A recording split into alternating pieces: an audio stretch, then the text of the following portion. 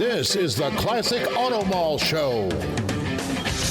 Broadcast from the studios inside the Classic Auto Mall in Morgantown, Pennsylvania. Just 1 hour west of Philadelphia at Pennsylvania Turnpike exit 298. Featuring nearly 1,000 classic, vintage, and barn-find vehicles for sale under one climate-controlled roof. Now, here's your host, Classic Auto Mall president and the man with all the toys, Stewart Howden. And welcome to show number 235 on a lovely overcast day in beautiful downtown Morgantown, PA.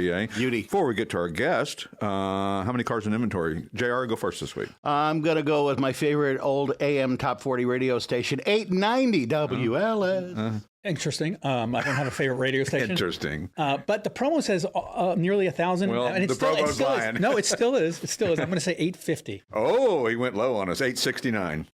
So do you win? I win because I didn't go over. All right, great. Okay. So fantastic. How exciting was that? Anyway, let's get to our guest. Joining us via Zoom this morning from, imagine, in the North Carolina area, Mr. Ray Evernham. Good morning, sir. Hey, good morning. Yeah, Mooresville, North Carolina, where we have we can be 80 degrees one day and 40 degrees the next day. I love it. We're the king of layered clothing right now. Absolutely. And I imagine all the F1 Cadillac guys who came from across the pond, if there are any of them, are kind of confused at the weather in the United States. So it's just always... At least they're racing, yeah. But, those guys, they wear short pants all the time, so I guess it doesn't matter. Yeah, I think it's funny. You see, there's guys like that. It's dead of cold here. It's 20 degrees outside, and the guy walks in a tank top and a pair of shorts and flip-flops. It's like, oh, my goodness. So we've had you on the show before. It's been, it was back in 2022 that we had him on. Wow. Yeah, I know. It really has. Wow. Spring of it was right before your auction, your Meekum sale, and was in May, and we had you on in April of 2022. Oh, wow. Yeah. And for those of you who don't know, I mean, your resume is crew chief, team owner, consultant, analyst, broadcaster, car collector, 4 decades in the business. You got to be pinching yourself on a great gig you have. Yeah. Every day you something comes up, and when you and I were talking a little bit about, hey, retirement and this and that, and people like us don't retire. I've loved racing my whole life, sure, and it's all I've ever wanted to do. And I feel really fortunate to be able to do it. Some days are harder than others, but you said so. It's 50 years, 50 wow. years of racing for me. So 68 years old. Drove my first race in Wall Stadium in New Jersey in 1975. Wow. So, golly. It's been that long. It's funny to think back, somebody said something happened in 1980, and I said, oh, that was just 24. God, how long? It's hard to even do the math anymore, how far apart that was. And yeah, you're from this area. You're from, well, not Pennsylvania, but Jersey Shore. I'm from Monmouth County. It's kind of central Jersey. Grew up around, did a lot around the Trenton, East Windsor, Hightstown, Flemington, Wall Stadium, New Egypt. Those were all my home racetracks. Sure. Yeah, we've got lots of people with lots of nostalgia. The Reading track up here, the drag strip Maple Grove, which just changed hands to the IHRA from the NHRA, which we were a little disappointed because we were hoping to see some of the top fuel guys and the funny car guys and gals coming back here. It's only 7 miles from us, so you could hear them from here. It's so loud. Of course, not like Charlotte where they have 4 wide when they're running the ZMAX race track. I'm going to tell you, when they do that at ZMAX, pretty amazing. It's worth seeing, and I've been lucky enough to be down there on the starting line when they fire those things off. And you try and tell people it changes the atmospheric pressure. Yeah. You've never felt any. It's like standing. It's literally like standing by an explosion. Yeah. When they leave the starting line, if you ever get the chance to stand there at the starting line when those nitro cars leave, it's. People don't appreciate Top Fuel and funny car and drag racing in general until they actually go to a race. It's hard to convey what it's like on television, on video, anything like that. You've got to be there to experience it. The smell, the sound, the fury, the whole thing. Well, when you look at, they defy the laws of physics, right? Oh, when you go from 0 to 330 miles an hour with a wheel-driven car in 1,000 feet, just think about that. mathematically impossible. Right. So, but somehow they make it happen, and and then they tear the whole engine down in about 38 minutes and bring it right back. So it's pretty amazing. But you missed the days of being a crew chief, or that's got to be a lot of pressure being a crew chief. I miss the days of being Jeff Gordon's crew chief. Yeah. I've been crew chief for some other people I didn't enjoy as much, but I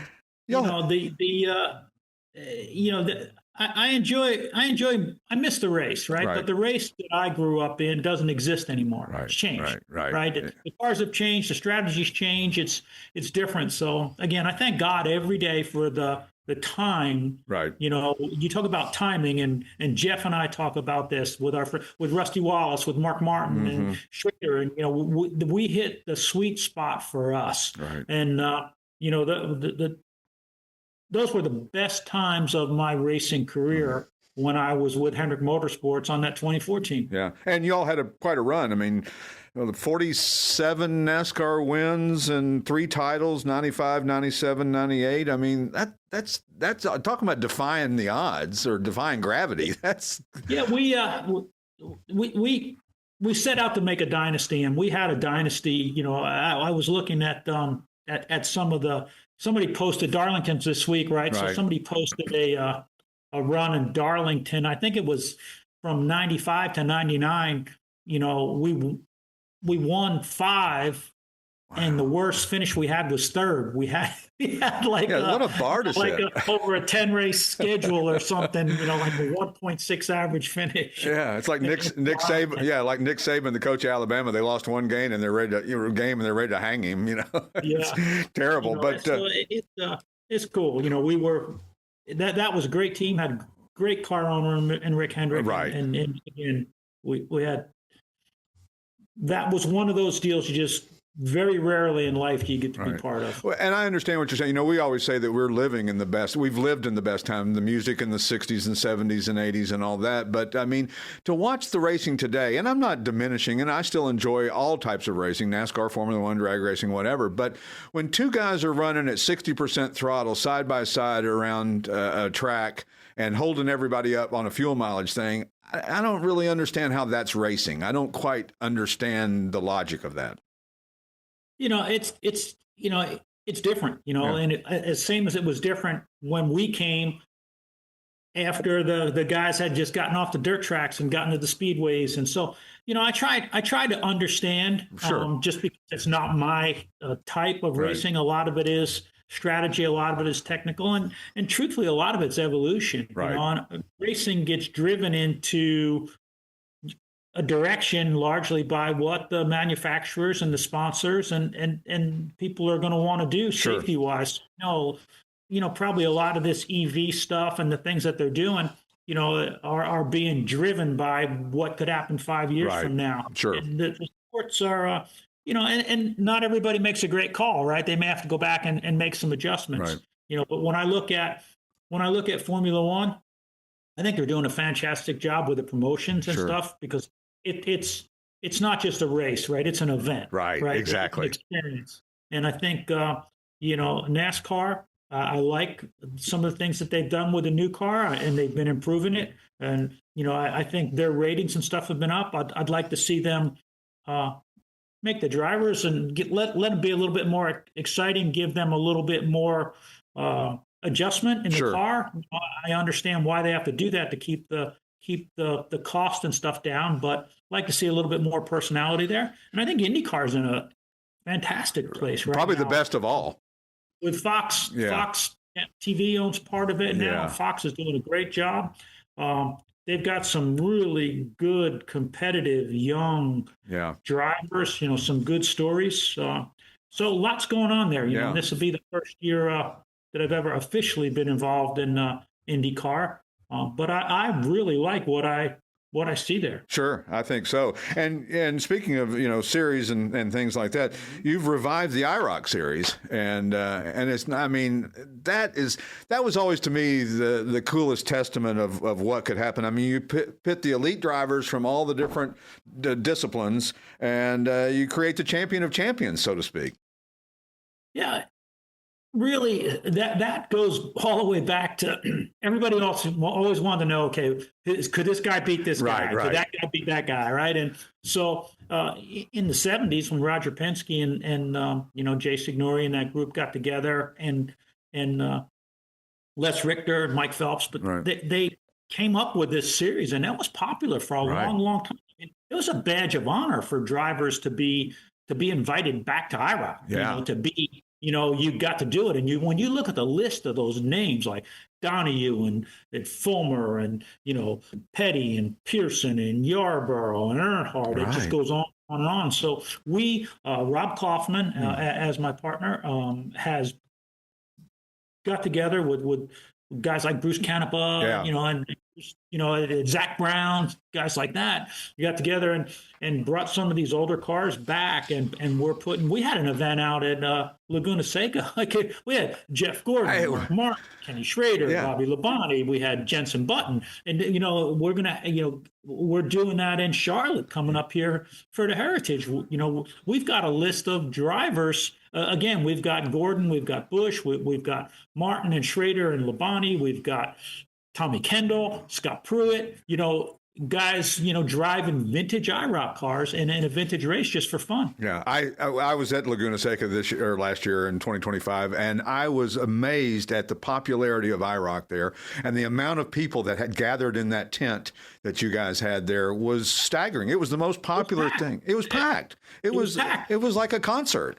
And of course, it wasn't like a small tent. No, it's a big old tent. We could barely get to the cars. But, those cars are stars, right? When you look at a lot of the vintage cars, they've been driven by a famous driver and won a famous race. When you look at some of the IROC cars, and we've got cars that were driven by just about every, from the 70s to the 90s, just about every top guy you could, or, a girl that you could imagine,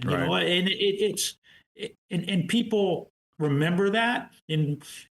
At Laguna Seca, for the first time in history, all 7 generations of the IROC cars were on track together. And to me, that was a big moment. Sure. I started at IROC. My first professional racing job was at IROC. Really? When they moved to Penn Falls, New Jersey. Yeah.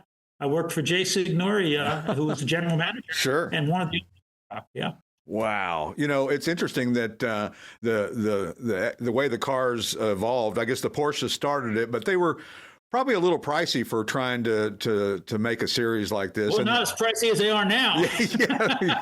Don't even get me started on that. That's a whole nother thing, right? I mean, the IROC Porsches are $2.5–3.5 million. It's crazy. It's just, but it used to be that you couldn't hardly give a race. Well, this. You couldn't hardly. Yeah. I can remember 935 Porsches from the IMSA series, and they'd be at an auction and nobody even been bidding on them. It would just be as nobody cared. And this wasn't that long ago, maybe 25 years ago. And then all of a sudden, it's just like race cars and just went crazy. Well, that's what I think should tell us, look, vintage racing is going to be here to stay. And I think that's why a lot of these smart guys have jumped on. They're buying these vintage IROC cars. They're having us restore them. They're going back and racing them because they know that when you look at what the historic Trans Am series, those were cars, guys looked at it like, hey, those are street stocks. Yeah. Now they're $500,000 to $1 million. I know. And the IROC cars to me are still a really good way to get into a vintage race car, and they're only going to go up. We've got some interesting things being thrown at us about bringing the historic IROC series to some different shows. Sure. And it's pretty neat. People have talked to us about going to Goodwood or about running in front of an IndyCar race and things like that. So really cool. Yeah, it's got to be exciting to be involved in that. It's funny, though, there was never, and if you look at a marketing standpoint from Camaro, when they came out with the IROC Z in the mid-'80s, that was so popular. And a lot of people that had an IROC back in the time didn't even know what it meant, truthfully. They weren't really sure what the IROC part of the Camaro was that they were buying. They just knew that was the coolest Camaro that you could get with a 350 and a 4-speed or a 5-speed and a 5.7, which is, there was 2 options, I think, on the motors, 5.2s and 5.7s or something, but great marketing thing. But I was always surprised that Corvette never was involved in IROC. Yeah, don't know. Chevrolet is one of our sponsors. Now, Chevrolet's coming back on board, and we the historic IROC Series, or the IROC Series presented by Chevrolet now. And so hopefully maybe there'll be another IROC Camaro. We'll see. Cool. But Chevrolet came back on board with us. Chevrolet and Goodyear were they were longtime partners of IROC. So they both come on to help support us to keep this thing going. And I'm hoping that car dealers and salespeople like you will be giving me a percentage of all, because we've driven up the value of the IROC Camaros. Absolutely. And I tell you, the coolest thing, you owe me 3.5%. All right, well, we'll cut you a check. Just wait by your mailbox; it'll be there any day. So, the coolest thing about it, especially this past year at Laguna Seca, is when you guys all got to drive from Laguna Seca to the Quail and back. And the greatest comment was, one of the drivers said, the cool thing was we don't have speedometers in these cars, so we really don't know how fast we were going. Well, I'll tell you what, the police gave us an escort, and they certainly weren't going slow. We were like, oh, man, we should have put new tires on it to keep up with those guys. It was a great event. I really want to say and throw a shout out to the people at Laguna Seca out there. Our main contact that put that deal together was Bruce Canepa, right. Ross, all the guys out there. They did such a fantastic job of putting that event together, and felt good. It was probably one of the biggest crowds they ever had out there on a Saturday. And they're doing a lot of really neat things at the Speedway there. We're looking forward to going back with them. We'll be there in August. Right. But now, they're pretty sharp. The IndyCar finale for the championship is going to be there in September as well. Right. So I'll be back out there again, but they've made some huge improvements at that facility. Yeah, it's a wonderful facility. We had a great time. We had so much fun. We went back the next day and weren't planning on it because, when you're in Monterey in August, there's a gazillion car things to do. And, of course, you think, oh, we'll go one day to the track. And my wife looked at me that night and she said, let's go back. That was fun, Wow. And that doesn't. Is she an IROC fan? Yeah, well, now she is. Yeah, she was a Camaro girl. She grew up in outside of Kansas City, so she's got a little hillbilly. Gotcha. So your next event that you're doing with IROC is going to be at the 10/10 Motoring Club, which is, I got to go to this place. That place is done exactly what you'd expect the Smith family and the Hendrick family to put together. It's just amazing.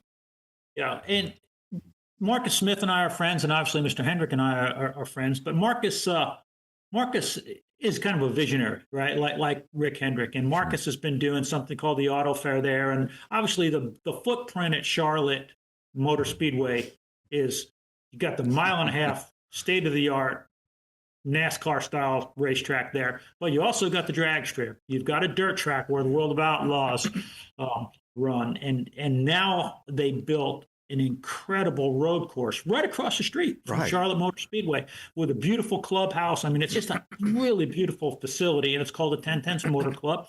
And he said, Ray, I really want to do a deal like, I took him out to Pebble and all that in Monterey, and he's like, man, we need to do a deal like this in Charlotte. So he's building what he wants to have a car week in Charlotte, with maybe the auto fair starts at an in-between, whether there's drag racing or dirt track racing, and then it ends with this concours. And we started with 20 cars with a thing we called the Heritage, and we had some charter members, some great people like Nick Soprano, Wayne Carini, Paul Gould jumped in, Ralph Morano, I know a lot of those guys. They brought their cars, and they've supported us when we only had 20 cars. And then last year, they got the clubhouse done, and we had the vintage Trans Am on track, and we had a beautiful concours on Saturday morning. And this year, I actually was named executive director of the concours, again, to try and help fill some slots for now. And it's been a great experience for me. Chris Brewer, who worked at Amelia with Bill Warner for many years, jumped on board and been a tremendous help getting cars. But this year, so we're going to have historic IROC. We'll be practicing Thursday, and Mike Lashmet and his group are bringing in the vintage Indy cars. Nice. So we're going to have historic IROC cars. We're going to have vintage Indy cars. They're going to be on track Thursday afternoon practicing. Friday, we'll be having, exhibitions, and there'll be an actual IROC race Friday afternoon. And then Friday night, this is April 9th, 10th, and 11th. Right. So Friday night on April 10th, we have a Pro-Am. where we take a amateur and a pro for charity. And I love that. An autocross class. It's a big party, and that raises money for the Speedway Children's Charities. Sure. And then Saturday, it's all the static display, about 120 super classic cars, muscle cars. We actually have these really cool hypercars and stuff, Mr. Hendrick collection, unbelievable on the lower loop. And then on the upper loop, we're going to do Radwood, a bunch of 80s stuff. I love that. 3 really full days of just cool car stuff going on at 10/10. And yeah, so that's April 9th, 10th, and 11th. And as I said, Thursday afternoon, a lot of practice, getting ready. Friday, all day on track activity, all day, IROC. Some of the cars that, some of the Indy cars that are coming are amazing. Some championship cars like Bobby Unser championship cars. A car that we restored, Mario Andretti's first win, first championship, the real Bronhawk. What a car. Ray Skillman is bringing that. So we've got about, right now it looks like there'll be 21 historic IROC cars there. 18 of them will be on track racing. Wow. 3 of them will be just for display. And then probably about 25 incredible historic Indy cars. So that's all day Friday. And then on Saturday, I mean, there's music, there's food, there's fashion. It's probably leans more towards what the quail would be, a big display added.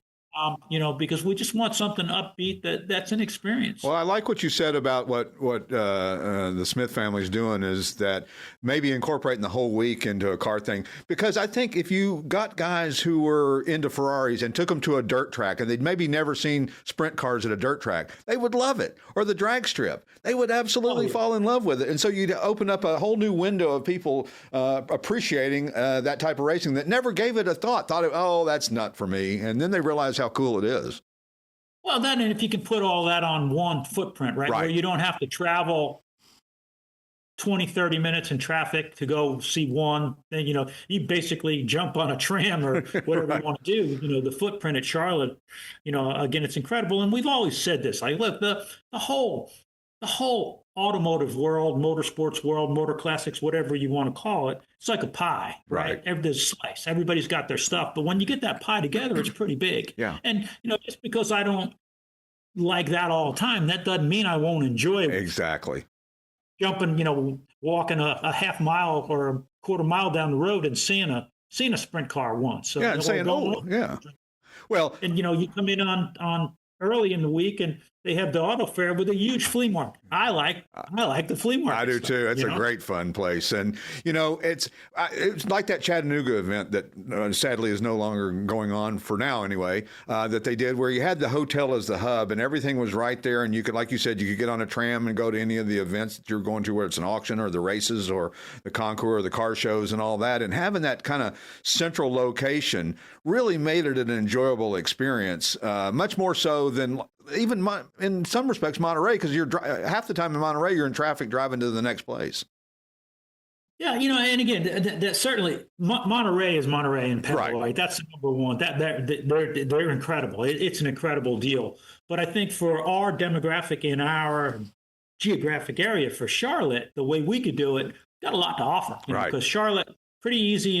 There's the little private airports 2 or 3 miles away from Charlotte Motor Speedway, right? The city of Charlotte is 20 minutes down the highway, and then Hendrick Motorsports is right across the road. Right. The Cadillac F1 engine facility, GM technology, all of that stuff. When people come, you can spend a week there and not see everything. Right. All of the NASCAR race teams, just the Charlotte Motor Speedway facility itself.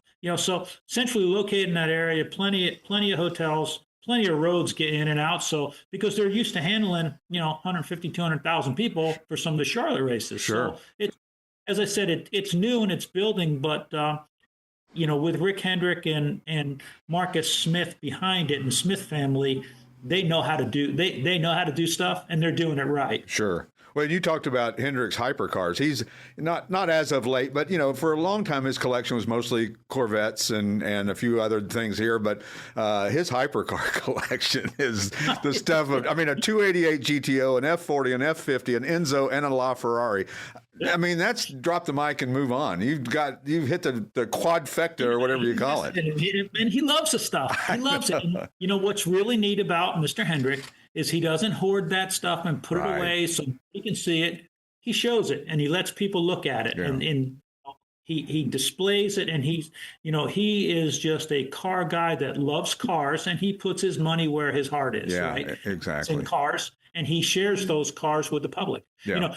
Let me tell you, they have a cars and coffee, they do at Charlotte once a month. I think it's coming up this Saturday. As a matter of fact, there's one this Saturday. But Rick Hendrick sends cars over there. Right. And so you could be walking around a car coffee and go, whoa, is that 918 Porsche that just sold for $6 million? Yeah, that's it. Yeah. As a matter of fact, and that's as I said, he does a lot for the automotive world, and we're in a good place here in Charlotte. Really good place. We've got two fairly wealthy guys, right, that have resources, that love cars, and they want to share those cars with other people. How perfect. And from a timing standpoint, as we talked about earlier, it's just a perfect time for this. I think with the confluence of all the events coming together, with the internet, the ability to see all this stuff, to watch auctions on TV or to watch a race that you used to be able to not watch because there was no outlet for it. Now you can watch anything you want. I watched the other night, I was watching the Christie's auction of Jim Irsay's rock and roll memorabilia, the guy who owned the Indianapolis Colts, and I'm watching a Christie's auction. And I'm thinking, it wasn't that long ago that you didn't have access to all the things that you do now.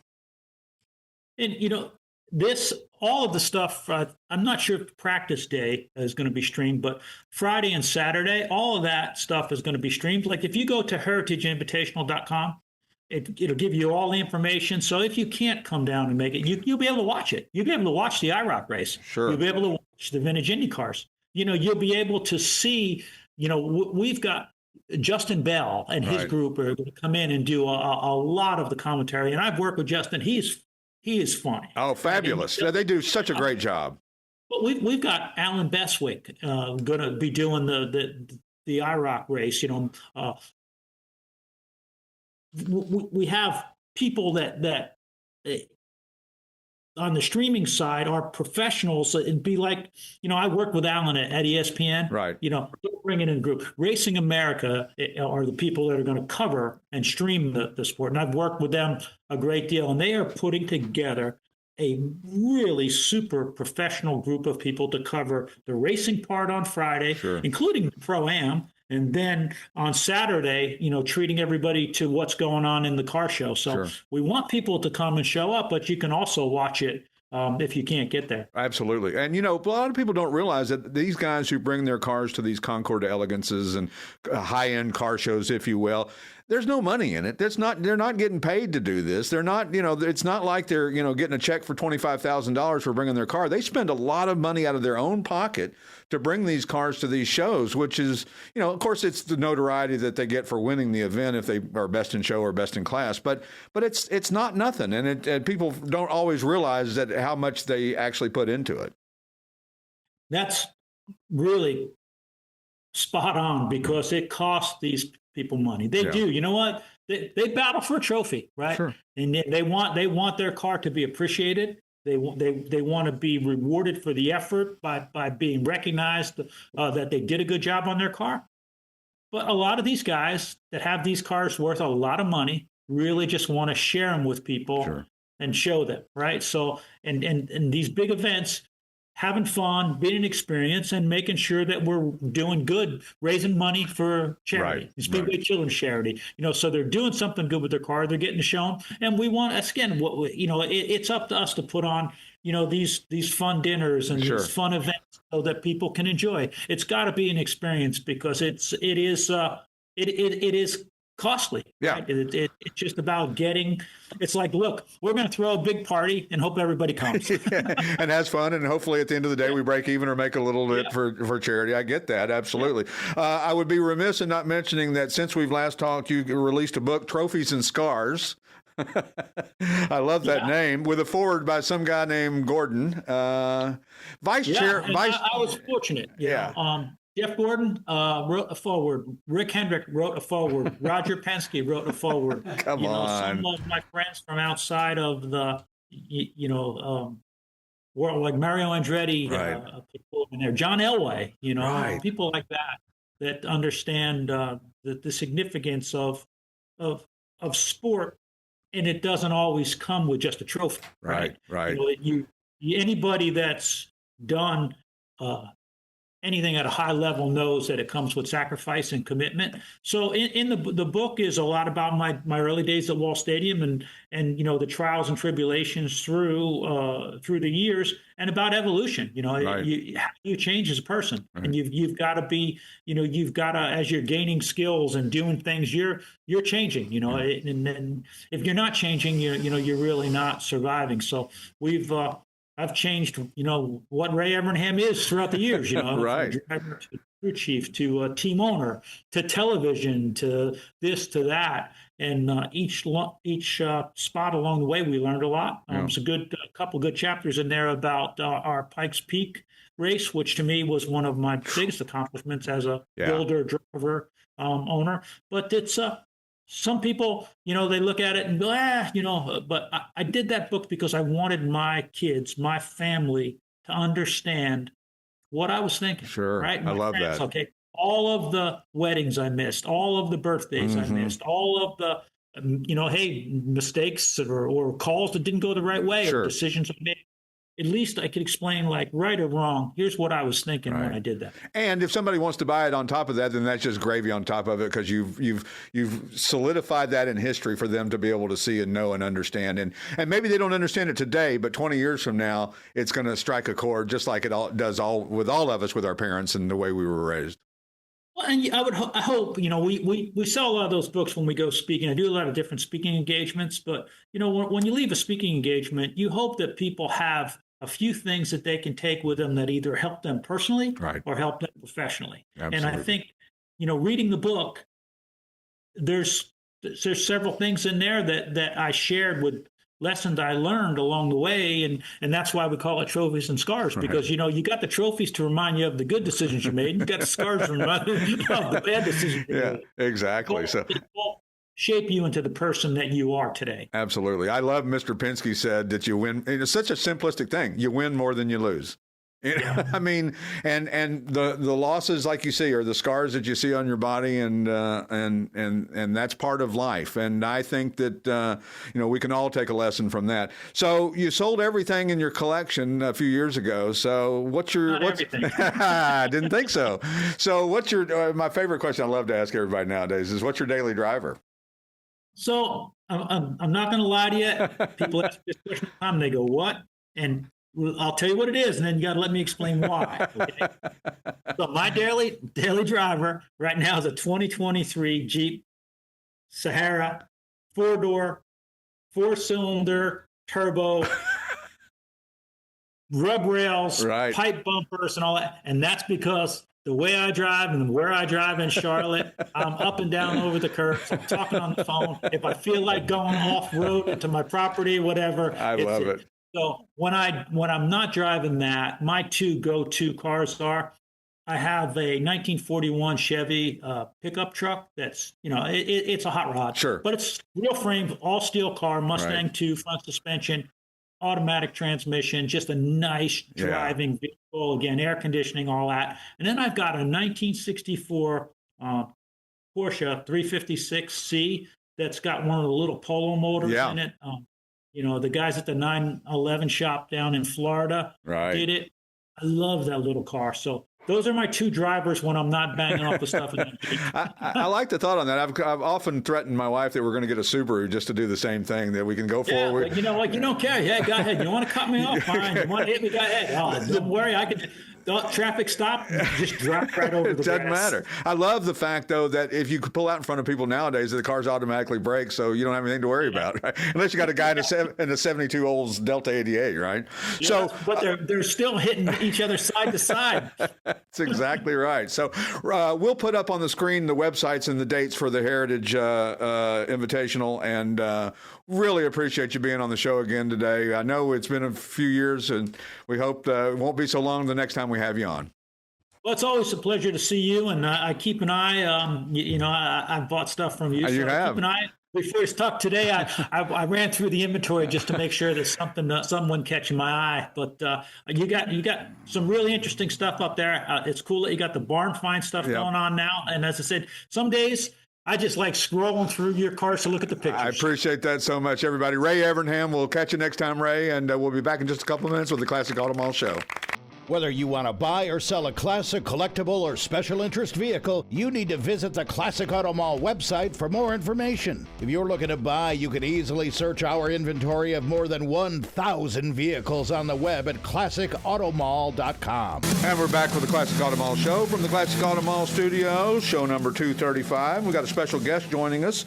We don't normally do this. We've got a little short segment here. We're going to invite our friend on, Kurt Hansen, who's joining us from Denver this morning. Good morning, Kurt. Whoops, we lost you there. Are we all right? Hello? We're here. Okay, no animals were injured in filming this segment. Exactly right. Kurt has a very popular radio show out in the Denver area. Well, you cover more than just Denver area, right? Oh, no, we're, I've been on the air. We're the longest running motorsports radio and TV show in the country, 25 years worth. And we have a huge streaming audience. Yes, we're on local Denver radio, but stay tuned because we have a big national radio announcement coming up as it relates to Race Central Radio. And Race Central TV is seen in every TV set in America and in Canada and every portable device you can imagine. Wow. But we're easy to find at racecentral.live. But yeah, we've been doing this a while. I think we another 25 years, we might have some success. Yeah, you're finally figuring it out, right? Yeah, well, I'll be lucky. I'll be lucky and make it. But I've announced IndyCar, NASCAR, NHRA, World of Outlaws. I mean, Dirt Track Series, local NASCAR announcer. I mean, I've been around this little gig for a little bit. Sure. Well, and it's a good time to be in media right now because of all the outlets we have with its podcast, video podcast, streaming stuff that you're doing, Roku, there's 1,000. It's hard to keep up with everything that there is. But I think that's a good thing because it allows us to have a lot of variety. I was watching the 1946 Indianapolis 500 on YouTube the other night. And it's like, that's pretty cool. Well, I'm so old. I was there live. So, you should do this for a living. You're very good. You must be a radio guy. Everybody says I should have done radio, but I always said, well, that's nice. I didn't. Sometimes 2 and 2 doesn't equal 4 with me. So but you've done some racing yourself. Now you're not just an armchair quarterback here. Well, I'm probably, if not the only, certainly one of the only guys that's actually done it. I've raced. My God. I started way back in the day with the likes of Tommy Kendall and Jeff Krosnoff, bless his soul. A lot of, great race car drivers. But yeah, I've done the Russell Series, the Pro Series, did Formula 3. I've done roundy rounds in NASCAR Legends. I've done hill climbing. I've raced Champ Car Atlantic for 5 years. I won the West Coast Formula Atlantic Championship in the SCCA. I've done the Baja 1000. Wow. And I think that's one of the things that makes me very unique in this space, as we call it these days, is, like when I announce or I'm doing my show, people say, how did you know that? Well, I know that because I've either done it or tried it. Right. And that gives me a very unique perspective into what is happening. And some people say it's almost like you can foretell the future. And that's true because when you've done it or tried it, you actually are in the head, what that driver is thinking or shouldn't be thinking. And it gives me a perspective that's very, very, very unique. Sure. Well, I think the interesting thing that I found in doing a broadcast of any type is the ability you could read a book about somebody and you take in a little bit of it, but when you're doing research to have them on a show and to talk to them and to be educated and know what you're talking about, my learning curve has just gone through the roof on this stuff because I've read so much with a purpose of remembering it, not just reading it for entertainment or enjoyment. Yeah, absolutely. I mean, the good news for me, and I mean maybe it's bad news. I don't have to do a lot of show prep for any. Right. I remember I've been hired by ESPN, Flow TV, Speed, Speed back in the day, Fox, and I don't really need to do a lot of prep because this is stuff that I do every day every Friday on my ESPN radio show here in the Mile High City, 3 to 5 p.m. Mountain. We call it The Drive. But in the other broadcasting I do is when you've done it and you just get little snippets, you can compartmentalize that very quickly. Sure.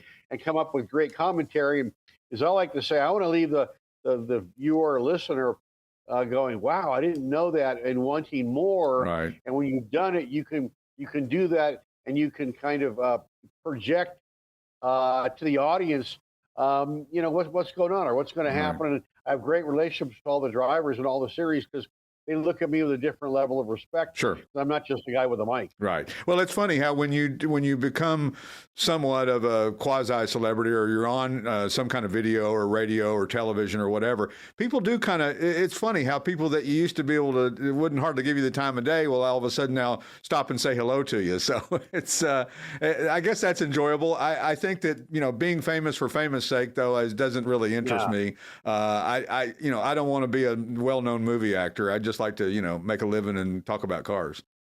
Well, in the real world, my last name is Kardashian, but I didn't make a movie. So, I mean, and I still do a lot of racing, and it keeps me engaged and young. I lost my wife to cancer 2.5 years ago. Sorry to hear that. It's been a pretty rough period, but we're going and blowing and showing and banging, and I just signed a contract to do a lot of announcing for a big dirt track series. Fun, yeah. A lot of other stuff is in the mix. So, at 68 years old, what's an old guy going to do in a small town? That's exactly right. Well, check him out when you get a chance if you're in that area, or go online and streaming, and we'll put all that information up on the screen. Kurt, we appreciate you being on today, and look forward to running into you down the road. Yeah, I thank you for joining my ESPN radio show. And around the country, around the globe, streams at racecentral.live. We'll be back with our guest, Keith Martin, in just a couple of minutes. We'll see you then. The Classic Auto Mall has more than 1,000 vehicles for consignment in our huge 8-acre climate-controlled showroom. It's a real indoor mall. If you'd like to know all the advantages of buying and selling a car through consignment, the information is available on our website, or you can talk to a classic car specialist who can answer all your questions. It's easy, safe, convenient, and it doesn't matter where you are. We sell worldwide. See our huge selection of classic and collectible vehicles at classicautomall.com. And we're back with the Classic Auto Mall Show from the Classic Auto Mall Studio, Morgantown, PA, joined by our weekly guest, Mr. Keith Martin. Good morning, sir. Good morning. How are you Pleased today? To be here. I'm pleased to have you here. So, down to 3, your latest blog. Are you getting a little fidgety? Are you a little jiggity about this? And only 3 cars? What are you going to do? Well, I started at 13. Well, that's an odd number, so you don't want to do, Yeah, no, what I've tried to figure out, I need to drive cars that are easy for me to drive. Right. And that the new Porsche is easy. My Hyundai is my everyday car is easy. My Alfa S4 automatic is easy. So I've just had to stop and think, all right, I've got all these cars, and which ones do I actually drive? Right. That's what it comes down to. Is it sitting there getting passed by to go to something else? Eventually you say, why do I need that car in my collection or in my space? Well, because each car adds its own series of I drove my new Porsche out.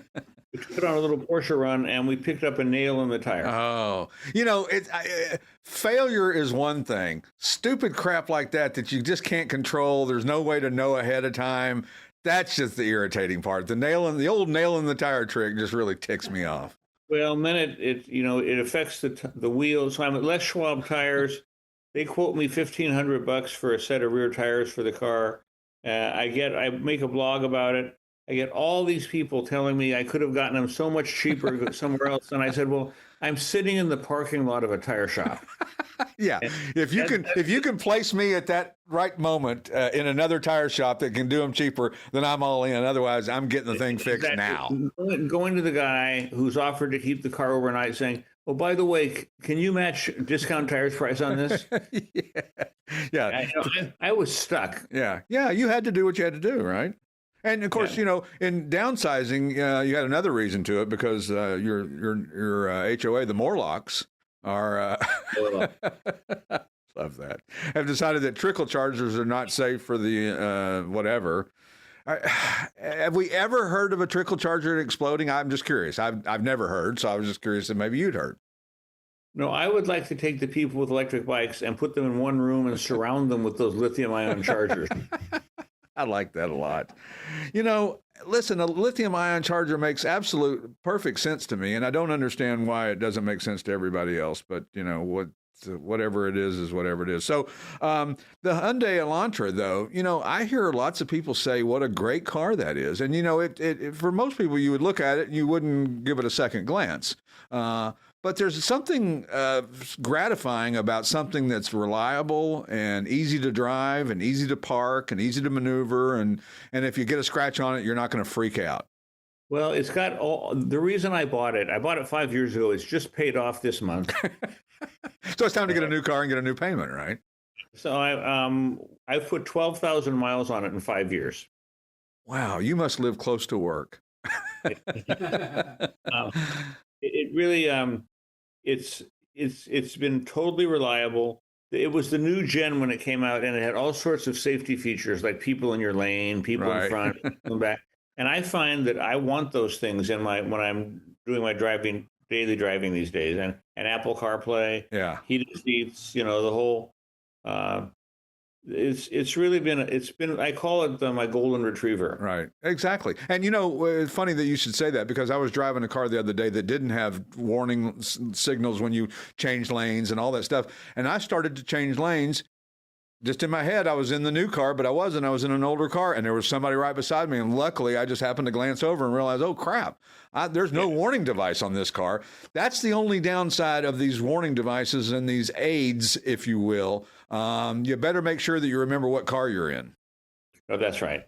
That's right. I can't tell you how many times when I get in a car that I haven't driven in a while and I don't know, where's the shifter? Is it a knob? Is it a button? Is it a stick? Is it on the column? Is it on the dash? Do I have to blink twice and turn around and can't figure out how to start the damn thing? What warning lights am I waiting for? Right. Yeah. Nothing worse than that warning light that just all of a sudden pops up because they seem to be, in the old days, they were a little faded and you might not even notice them for a little bit. And boy, now they come on and you're just like, oh no, what can that possibly? It's never good. It's never good. It's never ever. Even when you wipe the codes out yourself, it's never good. Yeah. Is there non-ethanol gas in your part of the world? Can you buy non-ethanol gas? There is. Yeah, they here too. There's an app called Pure Gas on your phone, which will point you to the nearest non-ethanol gas station. Oh, I like that a lot. It's amazing that, especially for cars that don't run very often, if you're letting them sit for a while, the moisture in the fuel, and a lot of people will start their car up, but they won't let it run long enough for the moisture to get out of the exhaust system. And therefore, you got rusted out exhaust because you got water piling up in the low points of the exhaust system. Yeah, we try with the Lotus and with my Giulia Spider Veloce. The shop they're at, they start them once a month and warm them up. Yeah, and you got to get them warm and do all those things. It's not easy owning more than one car. I mean, I know that sounds boohoo, rich guy problem, but it really is. There are times when you wish you had one. I agree with that. It's the problem is there's always somebody's tire pressure is always going down. That's true. Why does the one tire on my wife's SUV decide to go when it gets cold from 42 PSI to 28? And it happens every year, and it happens when it gets cold, and you go and you air it up, and it's just fine. There's nothing wrong with the tire, but apparently something. And tires, you can't visually tell a low tire anymore. It's not like the good old days. Yeah. Used to be you could look at a tire and you go, oh, my God, that thing's low.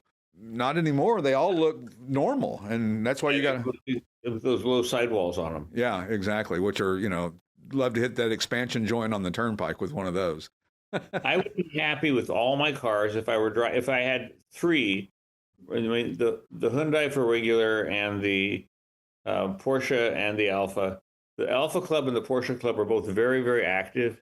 And so that gives you, there's value in use. Yeah. What's the point in having these cars if you're not taking them out and using them? Right, exactly. Well, and the good news is, like you said, I mean, they're automatics, or the Hyundai and the Porsche, are automatics. They got power steering, power brakes. They got nice stereos, which is important. And so, we liked our music just as much as we like the sound of a car. And a Porsche 911, I mean, there's sound at the upper end, but in the lower regions, it's not very throaty or voicey. Well, my car has the fakey-do exhaust system on it. How's that? Ridiculous. You mean ridiculous good or ridiculous bad? I don't know. You fire the car up in the condo basement, and I look at myself and I say, I did this when I was 18 years old. Rev it a couple extra times just to make sure they know it's you. Well, it's an exhaust cutout on that car. Oh, yeah, right. That was an extra $2,500 when it was new. And so it opens the exhaust up when you're sitting at idle in the garage. I love that. Your neighbors must really love you. Yeah. Do you get fruitcakes every December for Christmas? And my HOA board is full of fruitcakes. Oh, you just give them back the fruitcake when you give that they gave you the year before, because nobody eats those things, right? Yeah, the expired by date is the 23rd century. Somebody said something. They found there was a wreck of some type, and they found a jar of olives or something, and they were like 3,000 years old, and they tried them. They said it wasn't bad, it tastes a little bit like chicken. So, when are you doing the Have you set a date for the IMS bearing? No, right now my 1975 911S is going up on Bring a Trailer, so they're prepping that car. Right, that's right. I forgot about the 911S. So that car, which is really the most fun car to drive, it's got no power steering, no power brake, no AC. It's a lot of work to use. But once that goes, then they'll turn the attention around to the C4S and just tell me how many thousands of dollars it'll be. I think they have payment plans now for that kind of thing. So I've been told. Well, I think I told you my with all my cars, I have a barcode on the windshield. Right. When I drive by the shop, it just takes $2,000 off the account.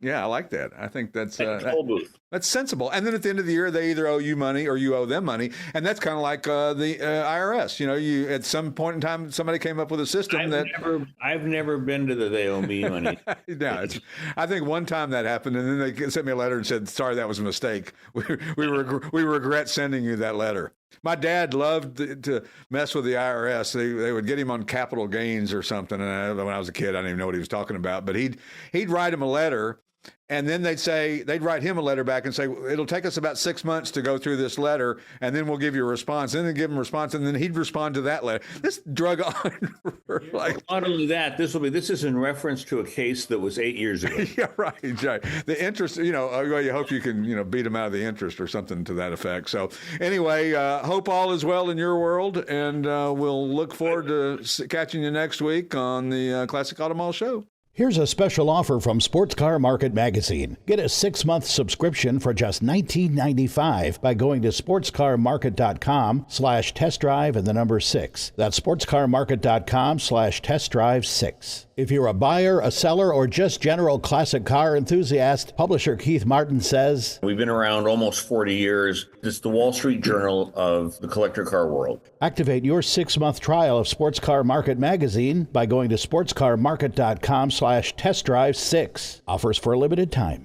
Be in the know with Sports Car Market. The Classic Auto Mall Show with their host, Stewart Howden. Executive producer, Steve Sethier. Produced and engineered by yours truly, J.R. Russ. Video editor, Randy Lammy. Available on ClassicAutomall.com, YouTube, or wherever you get your podcasts. Music courtesy of the Pat Travers Band. For tour dates, contact, and stuff, visit PatTravers.com. Produced by Car Smarts Media. Copyright all rights reserved.